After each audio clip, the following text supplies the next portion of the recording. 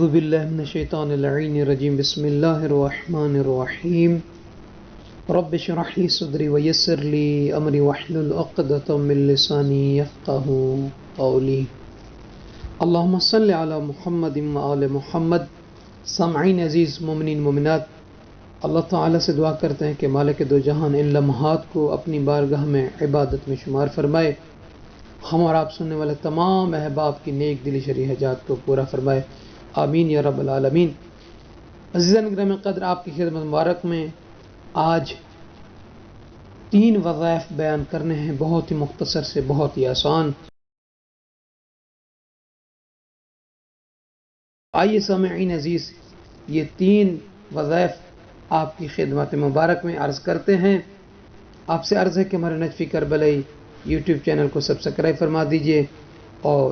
ساتھ ہی بیل کے بٹن کو بھی آن کر دیجیے گا تاکہ نئی ویڈیوز آپ احباب کی خدمت مبارک میں پہنچتی رہیں۔ سب سے پہلا عمل درد کو، تکلیف کو دور کرنے کا، ختم کرنے کا تعویذ۔ یہ تعویذ ہر درد کے لیے ہے اور والی شاہ خراسان فرزند باب الحوائج مولا امام رضا علیہ السلام سے روایت ہے اس درد کی دعا کے حوالے سے، وہ یہ ہے کہ اگر کوئی شخص اس کو پڑھے، بسم اللہ الرحمن الرحیم، اعیذ نفسی برب الارض ورب السماء، اعیذ نفسی بالذی لا یضر مع اسمہ داء، اعیذ نفسی باللہ الذی اسمہ برکۃ وشفاء۔ اگر کوئی شخص اس دعا کو پڑھتا رہے، خدا نخواستہ کسی درد میں مبتلا ہے، جوڑوں کے درد میں ہے، کمر کے درد میں ہے، سر کے درد میں ہے، کوئی بھی درد ہے، اس کو پڑھ کر اپنے اوپر دم کرتا رہے، جتنی تعداد اس کو، جتنی مقدار پڑھ سکتا ہے، 10 مرتبہ پڑھ سکتا ہے، 12 مرتبہ پڑھ سکتا ہے، 14 مرتبہ پڑھ سکتا ہے، 5 مرتبہ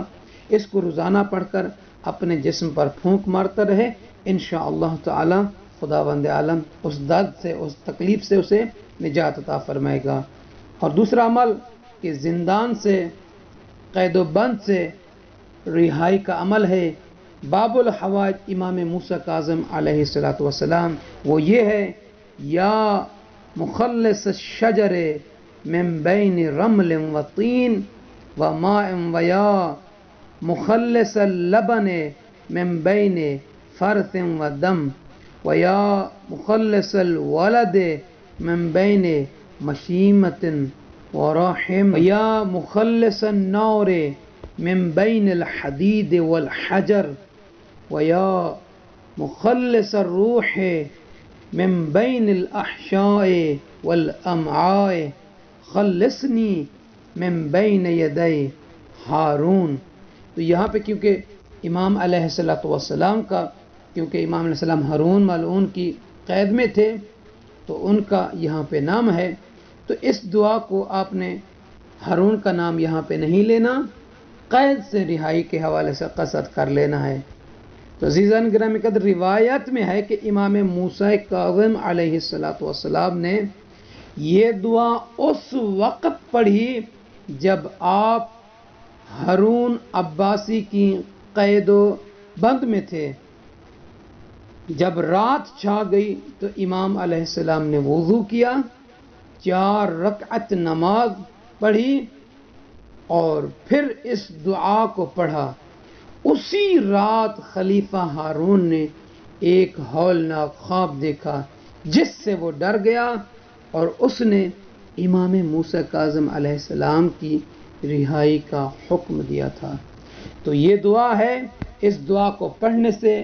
پہلے 4 رکعت نماز پڑھیں، یعنی 2 کر کے، یعنی قصد قربت کے نیت سے، مثلا 2 رکعت نماز پڑھتا ہوں قربتاً الی اللہ، کوئی الحمد کے بعد کوئی سی بھی صورت پڑھ لیں، پہلی رکعت میں بھی، دوسری رکعت میں بھی، اس طرح نماز کو ختم کریں، 2 رکعت، پھر 2 رکعت نماز پڑھتا ہوں قربتاً الی اللہ۔ یا یہ بھی کہہ سکتے کہ 2 رکعت نماز پڑھتا ہوں قید سے رہائی کے لیے، آپ خود یا آپ کا کوئی عزیز خدا نخواستہ قید میں ہے تو اس کے لیے بھی آپ پڑھ سکتے ہیں کہ 2 رکعت نماز پڑھتا ہوں فلاں